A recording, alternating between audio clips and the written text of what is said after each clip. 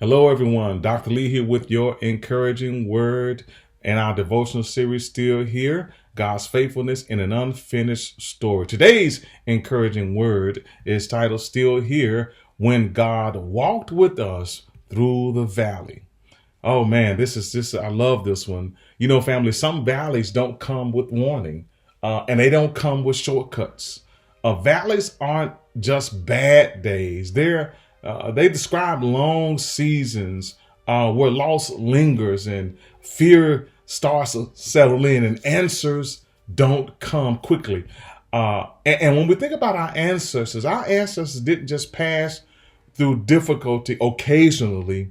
It was part of their lived experience. Violence was real. Injustice was constant. Grief was familiar. And yet somehow they kept moving forward. Not because the valley was easy, but because they trusted that God had not abandoned them there. That's why our text in Psalm 23:4, yea, though I walk through the valley of the shadow of death, I will fear no evil. And so before we push past this verse, we need to let it sit with us. And it talks about those valleys. Valleys are places where strength is tested and faith feels fragile. Valleys are spaces where survival itself feels like victory. That's why David's words matter so much. And I want you to notice the language. He says, yea, though I walk through the valley. In other words, God never promised instant escape, but he did promise faithful presence. Walking with God meant courage when danger surrounded them, prayer when uncertainty pressed in, and trust when fear made no sense. And so what do we do in today's valleys? I want to tell you that we refuse despair. We lean into God's guidance. We support one another through grief. We support and hold each other up when injustice seems to prevail, and when we exhausted from the grief that we carry.